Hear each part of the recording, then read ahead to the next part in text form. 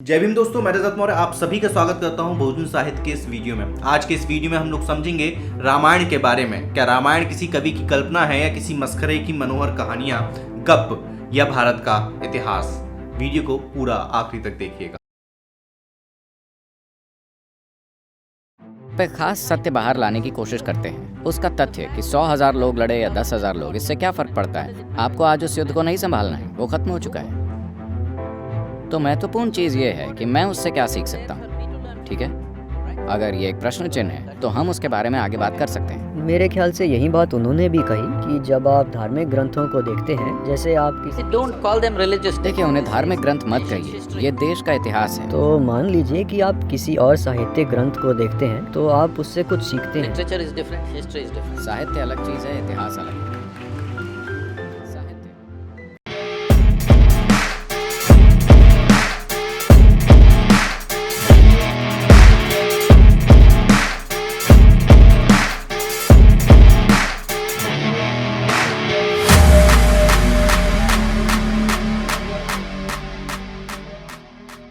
अगर आप लोगों को बहुजन साहित्य का काम पसंद आता है तो आप सभी से निवेदन है कि आप लोग बहुजन साहित्य की आर्थिक मदद करें। बिना आर्थिक सहयोग के, बिना आर्थिक मदद के कोई भी काम लंबे समय तक नहीं किया जा सकता है।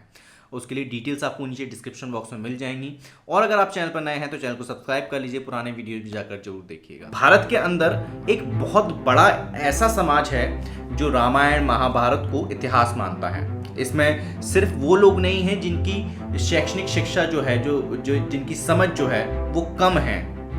इसमें वो लोग भी हैं जो कि काफ़ी ज़्यादा पढ़े लिखे हैं। इवन कुछ साइंटिस्ट भी इस चीज़ पर बिलीव करते हैं कि रामायण और महाभारत भारत का इतिहास। लेकिन क्या रामायण वाकई में भारत का इतिहास है? क्या रामायण में ये लिखा है कि वो भारत का इतिहास है? इसके जवाब आपको इस वीडियो के अंत तक मिल जाएंगे। इस वीडियो में हम लोग रामायण से जुड़े 2-3 मुद्दों पर बात करेंगे। पहला, रामायण में जो घटनाएं बताई गई हैं, जो कहानियां बताई गई हैं, क्या वो वाकई में हो सकती थी पहले या आज की डेट में? उनके अंदर कितनी सच्चाई है, इसको हम समझेंगे। दूसरा, रामायण के पुरातात्विक साक्ष्य क्या भारत में मिलते हैं या भारत के बाहर कहीं मिलते हैं? इनके बारे में हम लोग बात करेंगे।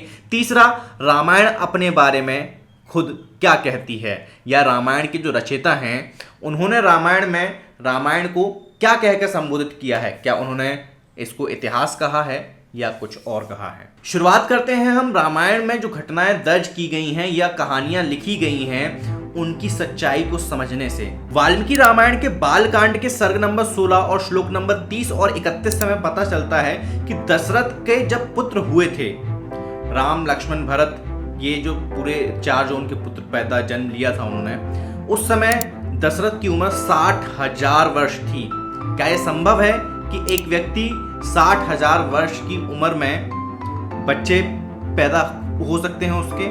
टेक्निकली या साइंटिफिकली क्या किसी व्यक्ति की 60,000 वर्ष उम्र हो सकती है? इतना ही नहीं, यहाँ पर यह भी दर्ज है कि ये जो बच्चे पैदा हुए थे दशरथ के और उनकी महारानियों के, इसमें एक हवन कुंड से एक व्यक्ति निकल कर आता है। वो हाथ में एक पतीला लेता है और उस पतीले में खीर होती है। वो व्यक्ति महारानियों को वो खीर देता है और उसको खाने के बाद बच्चे पैदा होते हैं। क्या किसी हवन कुंड से कोई व्यक्ति निकल सकता है?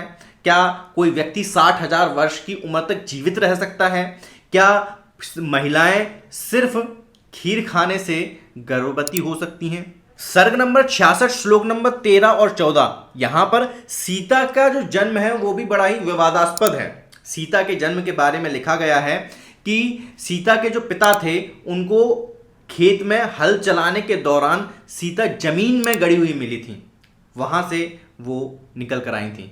क्या यह संभव है कि कोई भी नवजात शिशु जमीन के अंदर रह सकता है, जीवित रह सकता है? सर्ग नंबर 38 श्लोक नंबर 17 और 18, यहां पर जिक्र मिलता है राम के पूर्वजों का। राम के पूर्वजों में जिक्र आता है राजा सगर का, उसकी एक महारानी का, जो कि 60,000 पुत्रों को जन्म देती है। क्या यह संभव है कि एक महिला 60,000 पुत्रों को जन्म दे सके? सर्ग नंबर 38 श्लोक नंबर 30, जिक्र मिलता है एक महिला का, अहिल्या, जो कि कई हजार सालों तक बिना खाना पीना किए जिंदा रहती है। यहाँ पर जिक्र मिलता है कि वो सिर्फ हवा खाकर जीवित रही थी। क्या कोई व्यक्ति हवा खाकर जीवित रह सकता है? सर्ग नंबर 54 श्लोक नंबर 18 जिक्र मिलता है कामधेनु गाय का। वो तिलस्मी गाय, चमत्कारी गाय, जो कि सिर्फ अपने रंभाने से ही कई हजार लोगों की फौज तैयार कर देती है, जो कि किसी भी व्यक्ति के इच्छा करने मात्र से ही उसकी इच्छा पूर्ति कर देती है। ये कामधेनु गाय का जिक्र मिलता है। क्या कोई इंसान भी ऐसा कर सकता है? यहाँ तो जानवर की बात हो रही है। अपने आप में ही बड़ा ही अवैज्ञानिक प्रतीत होता है। किसी भी तरीके से कोई भी किसी भी इंसान की इच्छा चुटकी बजाकर पूरी नहीं की जा सकती। वाल्मीकि रामायण के उत्तरकांड के सर्ग नंबर 102 और श्लोक नंबर 16 में इस बात का जिक्र मिलता है कि राम अपने राम राज्य में 10,000 सालों तक शासन करते हैं। उत्तरकांड के सर्ग नंबर 73 और श्लोक नंबर 5 में इस बात का जिक्र मिलता है कि राम जब 5,000 साल के थे तब वो जो समय काल था वो राम के किशोर अवस्था का था। मतलब उस वक्त वो पूरे जवान भी नहीं हुए थे, वो अपने बचपन में ही थे। अरण्य कांड में जिक्र मिलता है एक गिद्ध का, जटायु, जो कि संस्कृत में वार्तालाप करता है, प्रश्नोत्तर करता है। क्या ये संभव है? सुंदरकांड में जिक्र मिलता है कि हनुमान 1280 किलोमीटर चौड़े समुद्र को लांघकर लंका पहुंच जाते हैं। क्या ये संभव है? क्या कोई वानर या कोई हनुमान नाम का व्यक्ति भी रहा हो तो क्या वो इतनी लंबी छलांग लगा सकता है? और अगर लगा सकता है तो उसके क्या वैज्ञानिक आधार हैं? आप खुद सोचिए, खुद समझिए, आप सभी समझदार व्यक्ति हैं। युद्ध कांड में जिक्र मिलता है रावण का, जिसके 10 सर थे। इसी युद्ध कांड में जिक्र मिलता है कि राम की जो सेना में वानर, रीछ यानी कि भालू थे, वो जब मर जाते थे तो शाम को राम उनको जीवित कर देते थे। क्या ये संभव है? अब आप में से कुछ लोग कह सकते हैं कि ये भगवान के लिए संभव है, लेकिन अपनी बुद्धि का और वैज्ञानिक दृष्टिकोण का प्रयोग कीजिएगा। क्या भगवान होना भी संभव है? आगे युद्ध कांड के सर्ग नंबर 61 और श्लोक नंबर 13 में जिक्र मिलता है कि जो कुंभकर्ण था वो पैदा होते ही कई सारे लोगों को खा गया था। अरण्य कांड का सर्ग 30 और श्लोक नंबर 31 में जिक्र मिलता है कि राम ने सिर्फ 72 मिनट के अंदर ही 14,000 लोगों की सेना को खत्म कर दिया था। अब ये पर सेकंड कितने लोगों को मारा था इसका कैलकुलेशन किया जाए तो आप लोग कर लीजिएगा, बेहतर है। लेकिन क्या वो संभव है? और उसमें भी उन्होंने कोई भी अत्याधुनिक हथियारों का इस्तेमाल नहीं किया, सिर्फ धनुष बाण, तीर कमान का ही इस्तेमाल किया था। उत्तरकांड का सर्ग 35 श्लोक नंबर 20 जिक्र मिलता है केसरी की पत्नी और हनुमान की माता अंजनी का, जो कि हवा के माध्यम से गर्भवती हो गई थी। कितना वैज्ञानिक ये तर्क लगता है आपको कि कोई व्यक्ति हवा से पैदा हो?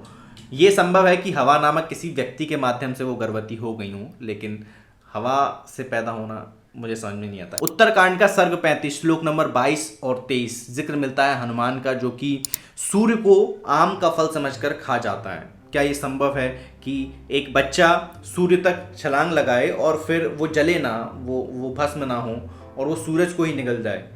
वैज्ञानिक आधार पर समझने की कोशिश कीजिएगा इसको। क्या ये संभव है? एक बच्चा भी इस चीज़ को समझ सकता है कि ऐसा संभव नहीं है, लेकिन फिर भी हमारे देश का बहुत ही पढ़ा लिखा वर्ग इस बात को इतिहास मानता है। ये बड़े दुर्भाग्य की बात है। खैर, ये वो सारी घटनाएं थी जिनका जिक्र हमें रामायण में मिलता है। क्या आप इन सारी घटनाओं को वैज्ञानिक आधार पर सत्यापित कर सकते हैं? ये संभव नहीं है। आज से 1000 साल पहले तो छोड़िए, आज से 1000 साल बाद भी कोई व्यक्ति जाकर सूरज को नहीं निगल सकता, और ना ही बिना किसी अत्याधुनिक तकनीक का इस्तेमाल किए कोई व्यक्ति 1280 किलोमीटर लंबी छलांग लगा पाएगा। ना ही कोई व्यक्ति 60,000 सालों तक जीवित रहेगा, और ना ही कोई महिला हवा से प्रेग्नेंट होगी, ना ही कोई महिला खीर खाकर प्रेग्नेंट हो। अब बात करते हैं रामायण में जिन भी स्थलों का जिक्र किया गया है, क्या भारत देश में वो आज भी मौजूद हैं? और अगर हैं तो वहां पर क्या पुरातात्विक साक्ष्य मिलते हैं? भारत सरकार ने इसमें क्या कदम उठाए हैं? रामायण में एक जगह जिक्र आता है श्रृंगवेरपुर का, एक जगह जिक्र आता है भरद्वाज आश्रम का, फिर जिक्र आता है नंदीग्राम का, एक जगह जिक्र आता है चित्रकूट का, इसके अलावा अयोध्या का भी जिक्र आता है। यहाँ पर खुदाई की गई और इस खुदाई में हमें क्या मिला? कुछ भी नहीं। इसकी खुदाई किसने की थी? किसी ऐसे व्यक्ति ने नहीं की थी जो कि कम्युनिस्ट था या अम्बेडकराइट था। क्या अम्बेडकराइट लोगों को तो इतने उच्च पद पर पहुंचने ही नहीं दिया जाता। ये खुदाई की थी डॉक्टर बी लाल ने, जिनका ये मानना रहा है कि रामायण जो है वो इतिहास है। डॉक्टर बी लाल एक वक्त पर भारत के आर्कियोलॉजिकल डिपार्टमेंट के डायरेक्टर भी रह चुके हैं। Indiana institute of advance studies और आर्कियोलॉजिकल सर्वे ऑफ इंडिया, इन दोनों संस्थाओं के माध्यम से डॉक्टर लाल के अंडर में कुछ जगह खुदाई करवाई गई थी, जिसमें कि इन सारे स्थलों का जिक्र मिलता है। चित्रकूट का, श्रृंगवेरपुर का, भरद्वाज आश्रम का और नंदीग्राम का। ये सारी खुदाई करवाई गई थी 1975 में, 1976-77 में, 1989 में और 1980 में, 1975, 1976, 77, 1979 और 1980 में। लेकिन यहां से कोई भी सबूत नहीं मिला था। इन सारी जगहों के बारे में हम लोग बहुत ही विस्तार से चर्चा करेंगे जब हम चर्चा करेंगे कि रामायण किस काल में लिखी गई थी, उसका मैं दूसरे भाग में जिक्र करूंगा। अब हम बात कर लेते हैं कि रामायण अपने बारे में क्या लिखती है। क्या रामायण कहीं पर भी खुद को बतौर इतिहास लिखती है? रामायण में कहीं पर भी ये जिक्र किया गया है कि ये सारी जो घटनाएं हैं ये वाकई में कभी घटित हुई थी, ये इतिहास है? तो ऐसा कुछ भी नहीं है। रामायण का बालकांड का सर्ग 2 और श्लोक नंबर 31 अगर आप देखेंगे तो वहां पर लिखा हुआ है, वाल्मीकि ने कहा मैं संपूर्ण रामायण काव्य की रचना करूंगा। बालकांड का सर्ग 2 और श्लोक नंबर 35 पर जिक्र मिलता है, अर्थात ब्राह्मण ने वाल्मीकि से कहा तुम्हारे काव्य में कुछ भी झूठा नहीं होगा। ये काव्य है, याद रखिएगा। उत्तरकांड का ही सर्ग नंबर 111 श्लोक नंबर 15 पर जिक्र मिलता है, अर्थात यह वही आदि काव्य है जिसे पहले वाल्मीकि ने रचा। उत्तरकांड का सर्ग नंबर 111 श्लोक नंबर 3 पर जिक्र मिलता है, अर्थात वे प्रसन्न होकर स्वर्ग के नित्य रामायण काव्य को सुनते हैं। किसके? स्वर्ग के नित्य रामायण काव्य को सुनते हैं। इस चीज को ध्यान रखिएगा। यहां पर जब भी जिक्र मिलता है तो काव्य का ही जिक्र मिलता है, इतिहास का नहीं।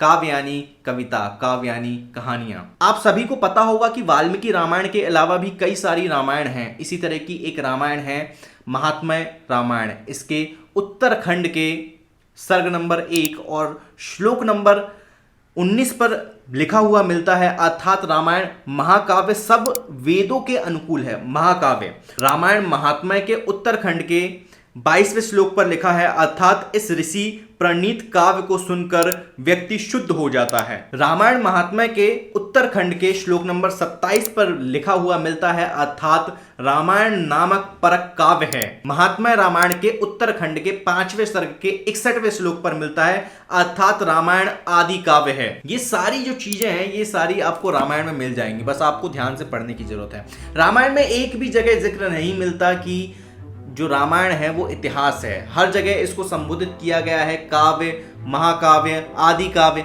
इस तरह के शब्दों का इस्तेमाल किया गया है। डॉक्टर सुरेंद्र कुमार शर्मा अज्ञात रामायण के विषय में लिखते हैं कि हमारा निवेदन है कि रामायण मूल रूप में संभवतः बहुत छोटी सी ऐतिहासिक घटना थी।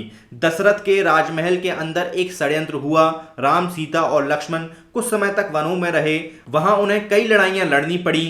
अंत में उनका पैतृक राज सिंहासन पर अधिकार हो गया। पति पत्नी में जुदाई हो गई। इतनी बात ऐतिहासिक हो सकती है।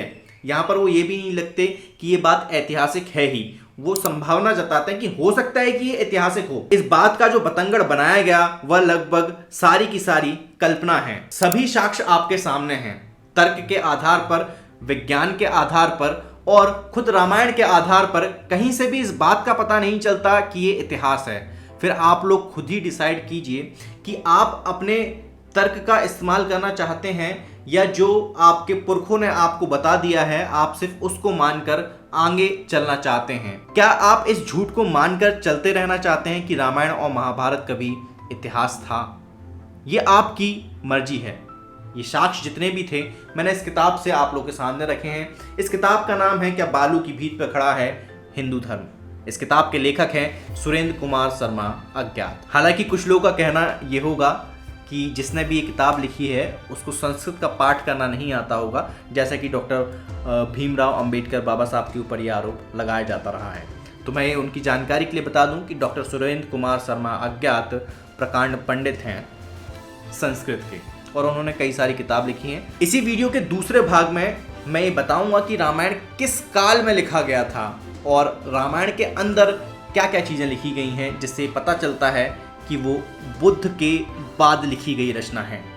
तब तक आप सभी लोगों से निवेदन है कि वीडियो को जितना ज़्यादा हो सके उतने ज़्यादा लोगों तक साझा करें। मैं रजत मौर्य मिलता हूँ आपसे अगले वीडियो में, फिर किसी किताब, फिर किसी जातक कथा, फिर किसी बुक रिव्यू के साथ, फिर किसी व्यक्ति विशेष के साथ किसी मुद्दे पर चर्चा करते हुए। तब तक अपना और अपनों का ध्यान रखें, पढ़ने की आदत को विकसित करें, क्योंकि पढ़ेगा इंडिया तभी तो बढ़ेगा इंडिया। जय भीम, जय भारत, जय संविधान, जय जोहार।